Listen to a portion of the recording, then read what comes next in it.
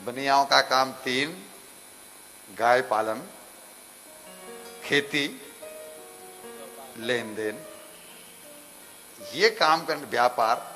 इस काम के लिए हमें चाहिए पानी की बहुतायत।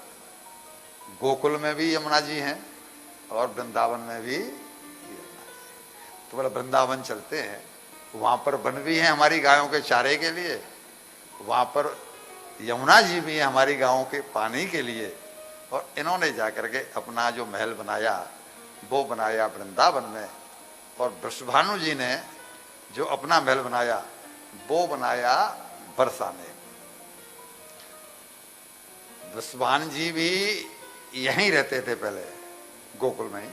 उन्होंने ये प्रसंग यहां पर पढ़ेंगे आप गाड़िया जी, ये प्रसंग अगर भागवत में पढ़ेंगे तो नहीं मिलेगा। इन प्रसंगों को बेटा पढ़ना है तो पढ़ना गर्ग संहिता में। ये सारे प्रसंग गर्ग संहिता में है। भागवत जी में नहीं आता कि राधा रानी का विवाह भगवान कृष्ण के साथ हुआ है, ये प्रसंग भागवत में नहीं आता। लेकिन गर्ग संहिता में ये प्रसंग आता है कि गौड़िया संप्रदाय के जो प्रभुपाद जी हुए हैं इस्कॉन वाले हैं, उन्होंने भी इसका वर्णन किया है कि भांडीर वन में ब्रह्मा जी ने आकर के राधा और कृष्ण का विवाह कराया है। तो उसके लिए कई शास्त्रों को पढ़ना पड़ता है, तब जाकर के उस प्रसंगों में संगत बैठती है। लीला आगे बढ़ी।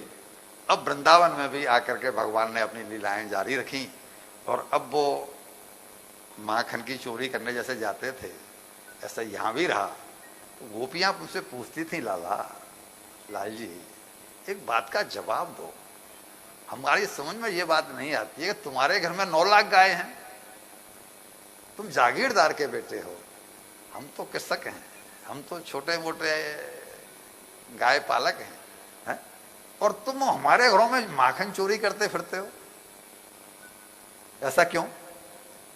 9 लाख गाय तुम्हारे यहाँ हैं तो फिर तुम माखन काय को चुराते हो? तुम्हारे घर में कोई माखन की कमी है क्या? लाल जी कहते हैं, गोपी मैं माखन नहीं चुराता, मेरा एक नाम चित्त चोर भी तो है। माखन चोरी नहीं, एक नाम चित्त चोर भी तो है। मैं लोगों के चित्त को चुराता हूं, मैं तुम्हारे चित्त को चुराता हूं, तुम्हारे चित्त को चुराने के लिए आता हूं। लेकिन ये बात तो अंदर की है। ऊपर से क्या कहते हैं कि देख मोय तेरे हाथ को माखन खावे में जितनो मजा आवत है उतनो अपने घर पे माखन जो निकलता ना वहां में मजा ना आवे। तेरे हाथ को माखन खा ले तो तृप्ति है जाते में जाके मारे तेरे घर में गोपी फूल करके कुप्पा हो जाती थी। देखा मेरे हाथ को माखन लाला है कितना अच्छा लगता है। और दूसरी सकीन तो कहती कल के नहीं आयो मेरे घर में, मोते माखन मांगे हो तो मैंने बाबा सिग्नेसी डाल के खवाई, बड़ा सक्सेस। डोंगरे जी महाराज पूछते थे हम पापियों से, हम अभागों से, कि उनके यहां तो धक्के मार रही हैं वो गोपियां, निकल क्यों आ गया, तेरे घर में माखन नहीं है क्या? वहां धक्के खाकर भी पहुंच रहा है लाला, फटकार खाकर भी पहुंच रहा है लाला, और बिना बुलाए भी पहुंच रहा है लाला। और हमारे घर में रोजाना भोग लगता ही लगता। हम कोई ऐसा जरा हाथ करके जो मैं नहीं चाहता कि मेरे घर में लाला आवे, कोई करो। यानी सब चाहते हैं कि हमारे घर में लाला आवे, लेकिन बुलौआ देने पर भी क्यों नहीं आ रहा है? किसी के पास जवाब? आवे कैसे? थाली तो हम रखते हैं, लेकिन हमारे घर में कोई सब्जी बिना कांदे के और बिना लहसुन के। मैं किसी को शर्मिंदा नहीं करना चाहता, इसलिए हाथ उठाने को नहीं कह रहा। संजोग से मैं ये कह दूं कि वो सज्जन हाथ उठाएं जो केवल जिनके घर में कांदा और लहसुन का प्रयोग नहीं होता, मुझके 10-20 हाथ उठेंगे। हाँ भाई वही 10-20 हाथ उठेंगे, मैं मान गया, वही कह रहा हूं ना। तो बाकी लोग शर्मिंदा होंगे, इसलिए मैं हाथ नहीं उठवा रहा। लेकिन चिंतन तो करो कि जब हमारे आले में, हमारे मंदिर में भगवान हमने बिठाए हुए हैं, यानी हम ये घूमती है क्या नाम अपना राजबाला, ये ठाकुर जी को साथ साथ लिए। मुझे पता नहीं इनके घर में भोजन में प्याज पड़ता है नहीं पड़ता है, लेकिन अगर ये ठाकुर जी साथ साथ लिए घूम रही है तो ठाकुर जी घर पे भी होंगे।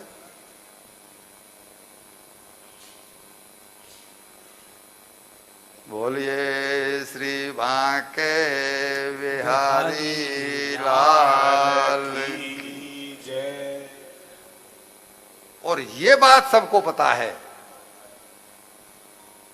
कि भगवान को भोजन, भगवान को जो भोग लगता है उसमें कांदे लहसुन का प्रयोग, मैं नहीं कह रहा हूं, ये सब आप ही कह रहे हैं कि भगवान को जो भोग लगता है उसमें कांदे लहसुन का प्रयोग नहीं होता। भगवान कांदे लहसुन वाले भोग का भोजन ग्रहण नहीं करते।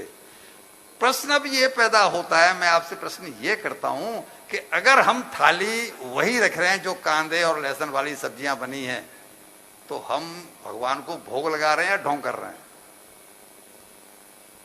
अच्छा, फिर दूसरा जवाब दो कि हमारे आले में, हमारे घर के मंदिर में, हमारे ठवाकर द्वारे में भगवान विराजे हुए हैं और भगवान भूखे हैं।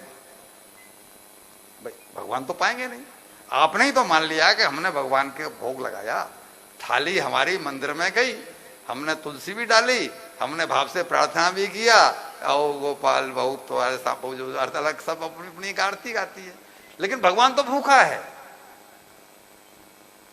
जिस परिवार में लाला जी आपके पिताजी को अगर 2 घंटे लेट भोजन हो जाए, वो खुश होंगे आपसे?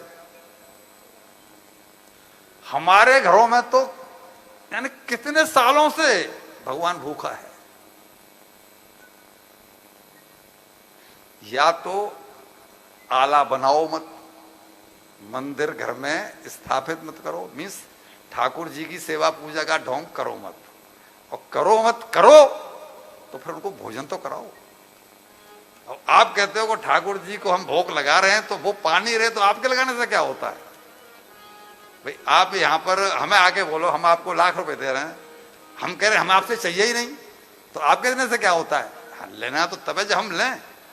ठाकुर जी आप भोग उनको लगाते हैं, लेकिन भोग तो तब लगे जब वो पाए।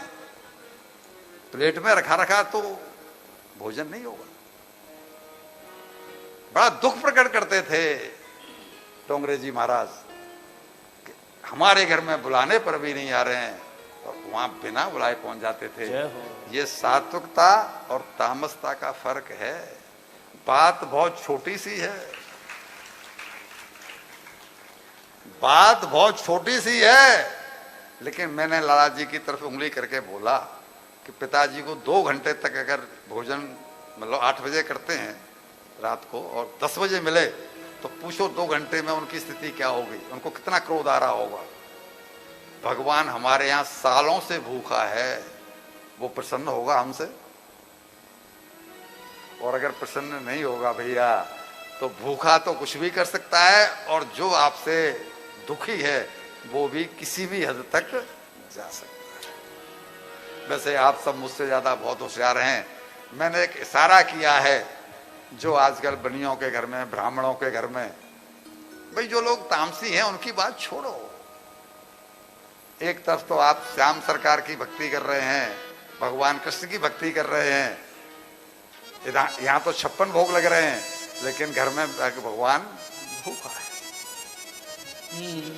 हमसे न बनी रे, हमसे ना बनी रे, गोपाल तेरी पूजा हमसे न बनी रे, नंदलाल तेरी पूजा हमसे न बनी रे, हमसे न बनी रे, हमसे न बनी रे, से न बनी रे, हमसे न बनी रे, हमसे न